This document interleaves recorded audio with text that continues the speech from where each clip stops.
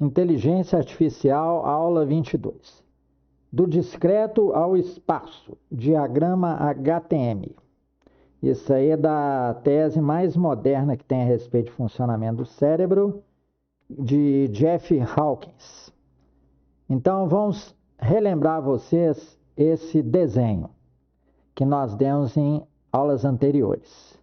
Esse aqui é o hipocampo e representado de forma bem matriz para vocês entenderem, tá? Se vocês quiserem, vocês lembram do filme Matrix. Atentem para essa parte de baixo aqui do nosso cérebro, tá?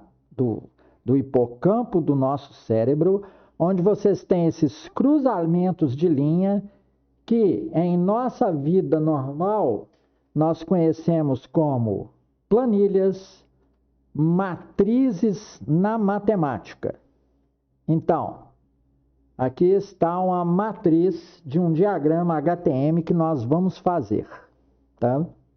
O nosso cérebro cruza as sinapses na forma de grade e elas têm comportamento binário, correto? Bem, qual o problema que nós vamos resolver com isto aqui, tá? Nós temos aqui 10 áreas. Nós vamos resolver este problema aqui de representar, né? Desgaste de veículo, tá certo? Então, nós temos aqui regras e parâmetros, né? Os parâmetros, o crescimento ou decrescimento deles está na direção vertical. Então, vamos comentar um pouquinho sobre essa planilha aqui. Então, primeiro, de onde vieram os parâmetros dessa planilha? Dos defeitos mais comuns, falhas, né, que um carro apresenta à medida que você vai usando, que seriam as nossas primitivas. Primitivas de veículo é combustível, motor, carroceria e tal. Então, nós centramos, as coisas visíveis estão geralmente na carroceria, né, em relação ao combustível, né, a gente vê o seu consumo. Um carro serve para se movimentar, logo você tem distância, da distância vem quilometragem. O carro também contém lá dentro poltronas, painel, do lado externo, lanternas, para-choques. São coisas assim, são primitivas porque são coisas já muito conhecidas e faladas a respeito de automóveis. Tá certo? Bem, então vamos discutir algum desses parâmetros aqui, né?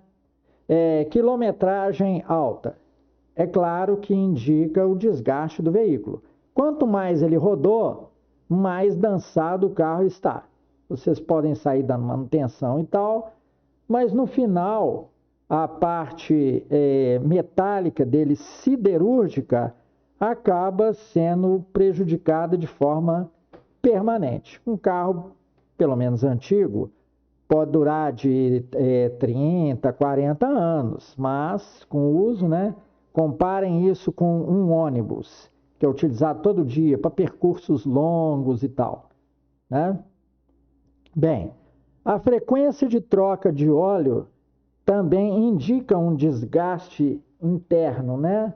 Os anéis de segmento, êmbolo, bielas, virabrequim, tudo vai desgastando, né? Uma folguinha daqui, outra folguinha dali, e o carro acaba fazendo mais esforço para produzir a mesma quantidade de giros que produzia quando era novo, né? Depois, os arranhados, né, na carroceria são indicativos, né, do desgaste do carro. As rachaduras no para-brisa também, né? Direção com folga, ela vai ficando folgada mesmo. Com o tempo, com o uso, com as vibrações de terreno, vai ficando. As poltronas também, com entra e sai de passageiro, de motorista, vão ficando danificadas, né? O painel, com o tempo, os instrumentos vão ficando cada vez mais imprecisos, tá? Não sei se vocês sabem, até os velocímetros, o indicador de velocidade, né? ele tem, para evitar de você ser multado, ele é ajustado para menos. Então, quando ele está mostrando 60 quilômetros, por exemplo, ele não está realmente a 60 quilômetros, está um pouco menos, talvez 59, 58, para quê? Para você ter um tempo de resolução, de ver que está chegando naquela velocidade e não exceder a velocidade, não ser multado por excesso de velocidade, tá? À medida, quanto maior a velocidade, maior esse deslocamento para o motorista ter tempo de abaixar a velocidade, tá? E não ser pego de surpresa. Bem, as lanternas também de foscas, né? Farol também, aí nós estamos colocando no geral. Eles vão ficando fosco com o tempo, aí você vai ter que substituir, porque cada vez a luz da lâmpada, né, do farol, das lanternas, vai ficando menos potente, porque o plástico ele vai sofrendo um processo de desgaste, né? E aí ele vai deixando passar menos luz, né? Para-choques danificados também indicam, né? Quantas vezes que a pessoa, né, nas suas manobras e tal, acabou batendo em alguma coisa, correto? Então, isso aí são os parâmetros. São 10 parâmetros. Então, no nosso gráfico, na nossa matriz HTM, nós também vamos ter 10 áreas, correto? Então, vamos supor um caso agora. Vamos fazer alguns cases para vocês perceberem o uso dessa matriz, tá? Aí nós vamos definir algo mais importante, né? Para a gente ver a área dele.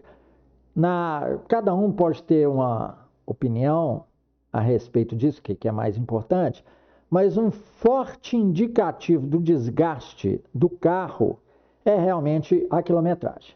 Se a quilometragem for alta em relação ao dano das poltronas, é claro que com a quilometragem mais alta, mais tempo ele andou, mais gente entrou e saiu do carro, né?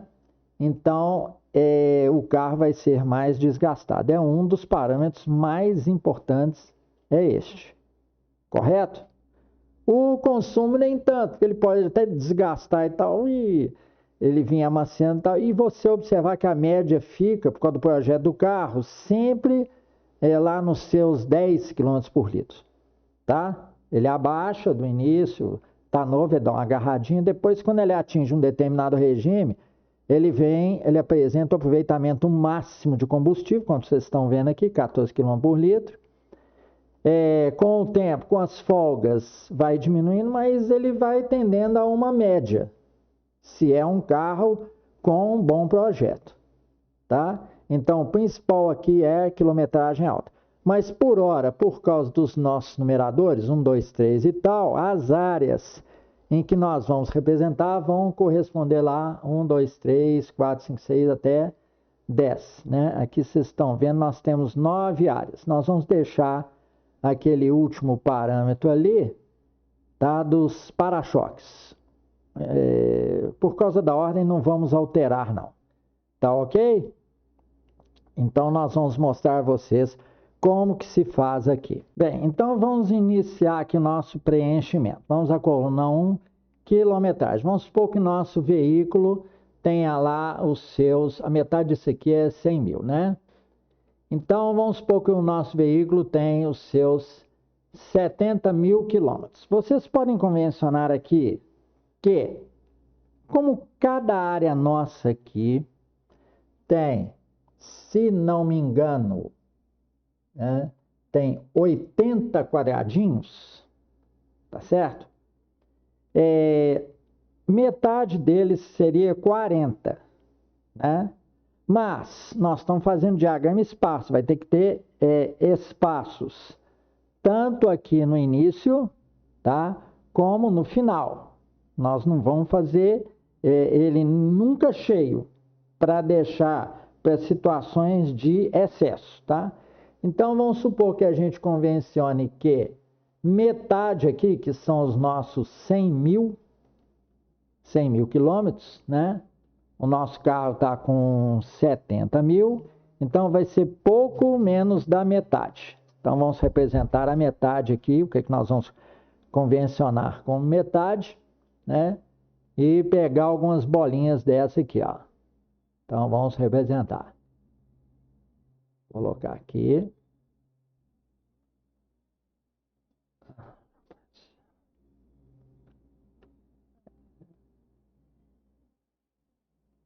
Vamos pegar. Aqui eu tenho que evitar dele expandir.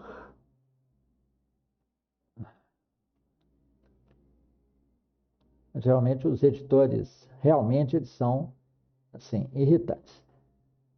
Então, metade vai ser, por exemplo, essa parte aqui no meio preenchida.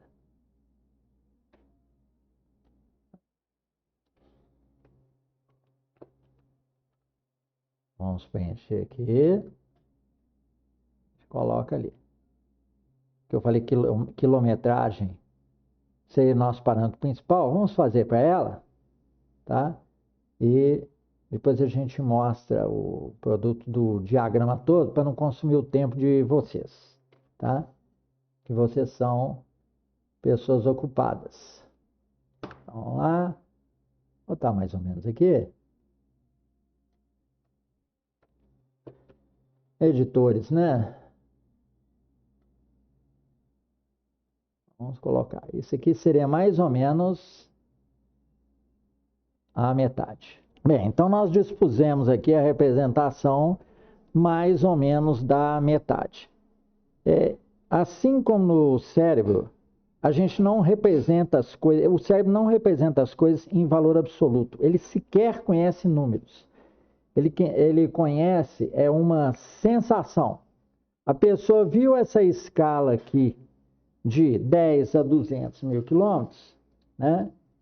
E ela vê que o 200 mil é a escala mais ou menos cheia, né? Ela tem uma ideia da metade, e só isso. Nós vamos ter ideia das coisas em comparações, correto? Então, para a metade que nós falamos, 70 mil quilômetros, mais ou menos, né? Nós temos isso aqui cheio desta forma. O inteiro, 200 mil, talvez fosse esta área aqui em volta. E nós colocamos, né, o parâmetro 1 aqui, tentando, né, ao invés de colocar aqui em cima, como ele é um parâmetro central, nós colocamos no meio, correto? Agora vamos fazer um segundo aqui, que é a frequência que ele está de troca de óleo. Vamos supor que tivesse nos seus 8 meses. Como aqui o desgaste é inversamente proporcional ao crescimento dos números, é claro que para 8 meses vai ser o quê? Poucas bolinhas. Nós vamos colocar lá em cima à esquerda, correto? Então, como vocês estão vendo, colocamos aqui o parâmetro 2, consumo de combustível, tá vendo? Tá pouquinho, ou seja, o pouco quer dizer que aquele parâmetro não está importante, não está sendo determinante na avaliação. Correto? Quanto mais as áreas estão cheias, mais importante é aquele fator. Então, vamos agora fazer o mesmo com o consumo de combustível. Vamos supor que esse carro ainda está consumindo pouco, né? Uns 12 km por litro. Então, se 14 seria só aquelas 4 bolinhas, 12 vai ser as 4 e mais um pouquinho. Vamos representar aqui. Bem, aqui nós colocamos mais 2 parâmetros, seriam as colunas 4 e 5, né? Arranhado na carroceria e rachadura. Então vocês vão reparar aqui, ó, no caso de rachadura, não tem nenhuma. A gente bota um ponto porque essa área vai ser sensibilizada no cérebro, tá? E vocês vão notar que eu pus uma representação um pouco diversa da do Jeff Hawkins, que ele coloca os pontinhos a partir do início do quadrado. Não, eu preferi colocar no meio, tá? Porque quanto mais a matriz está sensibilizada do meio para as pontas, né, é mais perceptível para o nosso olho ver como é que a situação está. Bem, aí nós temos essa situação desse veículo e nós vamos comparar com outro veículo para ver se está menos ou mais desgastado. Então a gente coloca esses dois gráficos, um sobre o outro, com uma certa transparência, e vê, ah, não, o de baixo, né, a segunda situação proposta, está menos ou mais crítica. Compreenderam? O cérebro de vocês faz exatamente a mesma coisa. Quanto mais fatores estão sensibilizados, mais entroncamentos dessas linhas aqui ficam também ativos, tá bom? É assim que o seu cérebro compara. Ele compara sensações, correto? Depois nós vamos fazer outros cases mais significativos para vocês terem ideia, né, do que realmente esse método é. Mas já deu para vocês terem uma ideia, né, inicial de como que é a sensibilização, e o seu cérebro faz exatamente isso, como se transformasse a situação que você está vendo em relação a outra em um desenho, em uma mancha. Correto?